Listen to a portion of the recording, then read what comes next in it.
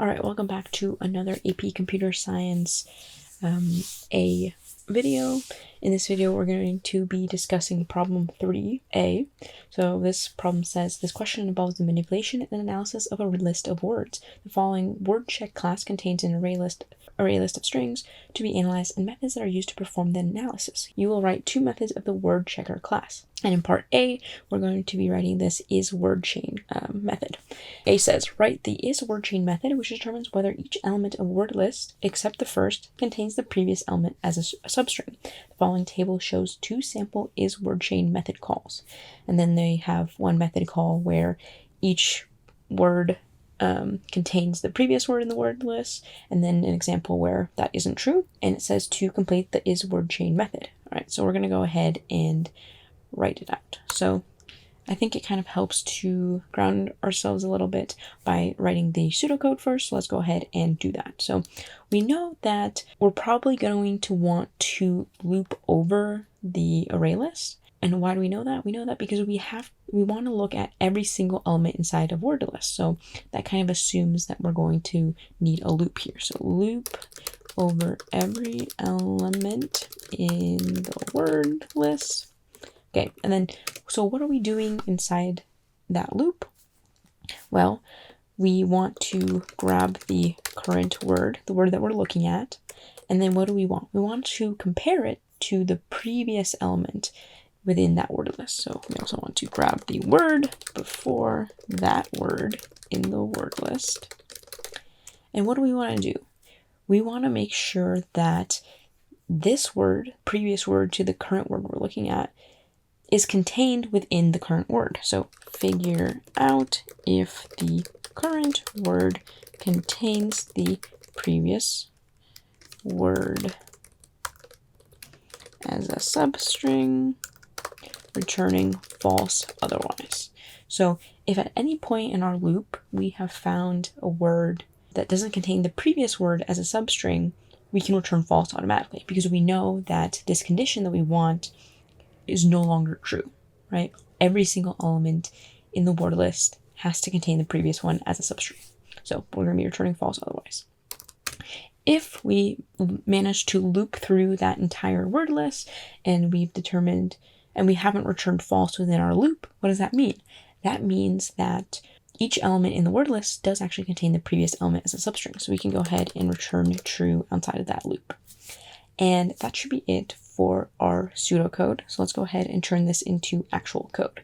So loop over every element in the word list. So I'm going to go for a for loop here. So let's go ahead and start writing it. So for int. So here's where we kind of want to think about the bounds a little bit. So we might be tempted to start it off at 0. And why would that not be a good idea here? Well, remember that we're grabbing the current word, but we're also grabbing the word before that word. Maybe I should call it the previous word. Grab the previous word in the word list. So if we start at index 0, we're going to be trying to grab the element at index -1, and we're going to hit an out of bounds error there. So we're going to go ahead and actually start our loop at 1, so that on that first iteration of the loop, when we grab the previous word, we're going to be grabbing the word at index 0, which is the first word in the word list. And remember, you might think, oh wait, don't we need to check the first word for that condition? Remember in the problem statement, it says, determines whether each element of word list except the first contains the previous element as a substring. So you can kind of pass on the first element. You don't have to check if the first element contains the previous element as a substring because there is no previous element when you're looking at that first word. Okay, so we are starting at index 1. Then we're going to keep looping until, what's our upper bound? Well, we want to go all the way up to wordList.size. Okay, we want to stop once we've looked at all the words in the word list. And so we want to make sure that I is less than wordList.size, so that we can still index things within our word list. And then since we want to look at every single element in that word list, we're just going to increment our I by 1. So I++. Okay, we've got the bounds of our loop. Let's go ahead and grab the current word now. So we are going to, and also one thing to point out is we're using the size method here. If you're used to working with arrays, you might be tempted to use .length here, but that would be incorrect. Okay, make sure to check that little cheat sheet with all the methods. It actually does contain size as an ArrayList method. So if you should be using length, the length property, the length method, or the size method, you can go ahead and just take a little look at that cheat sheet. We're grabbing the first word. We're once again going to be using an ArrayList method here. We're going to be using the get method. So remember that these are strings within the array list. So let's go ahead and say string current word is equal to wordList.get I, where I is the index we're using to loop through this word list. Then we're going to grab the previous word in the word list. So previous word, also a string, wordList.get, and then we want to be looking one behind the current word, so I minus 1. And then comes the fun part. We need to figure out if the current word contains the previous word as a substring. So you might be racking your brains for how to do this, and once again, go ahead and take a look at a little cheat sheet, see if there are any string methods that could help us do this. And I spy with my little I the index of method. So what does the index of method do? It returns the index of the first occurrence of string, where you pass in this parameter string, or returns -1 if not found. So this seems like a really good method that we can use to figure out if the current word contains the previous word as a substring, right? So we can go ahead and set it up. So which word do we want to check contains the substring? We want to check the current word, current word dot index of, and what do we want to check? Which substring are we using? We're using the previous word. So we want to check if it doesn't contain that substring. So we want to check if it equals -1. So if we were not able to find the index of that substring, we will be returning false. We have failed the condition that we were looking for.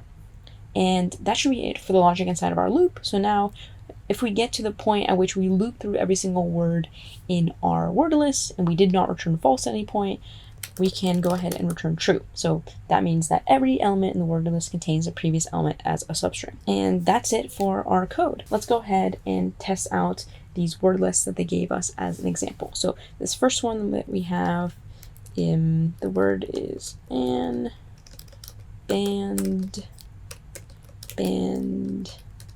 abandon.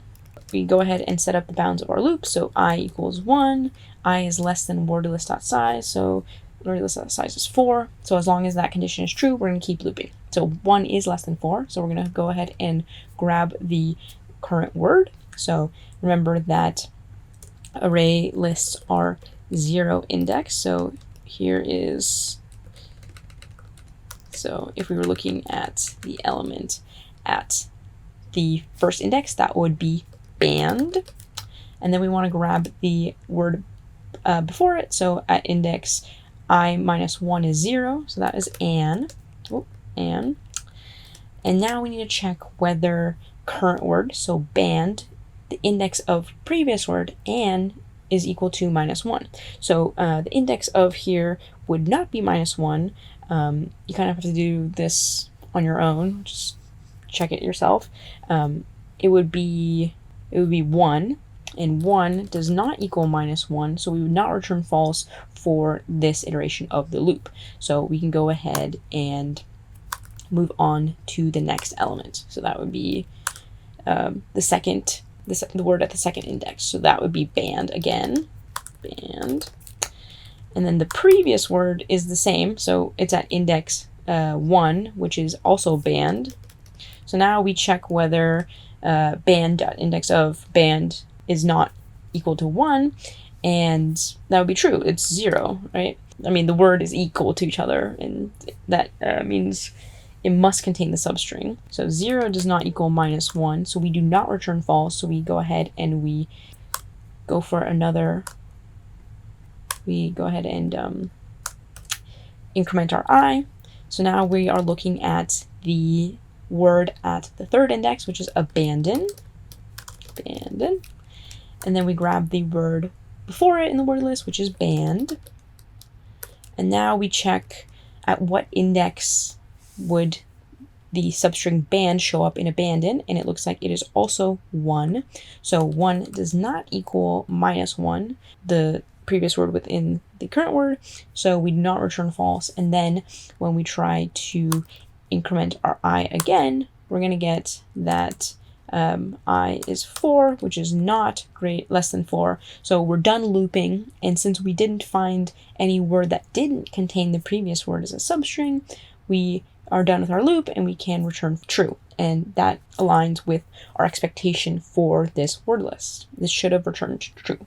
All right, moving on to the next word list, we have to, tool, stool, and tools. So we can go ahead and set up our bounds again. So we're going to start at I equals 1 and make sure that's less than word list.size. We got 4 words, so make sure it's less than 4. So we grab the element at the first index, which is tool. We grab the element at 1 minus 1 index, which is 0, so that's 2. And then we check if 2 is contained within tool. It is. The index of it is 0. 0 does not equal -1. So we go ahead and we increment our I. So now we're looking at the word in the second index, which is stool. So grab stool. Then we go ahead and we grab the word before that, which is tool. Now we check whether tool is contained within stool. It is. Index of is 1. 1 does not equal -1, so we do not return false, and we go ahead and we increment our I again. So now we're at the word at the third index, which is tools. Tools. We grab the word at the index before that one, which is stool.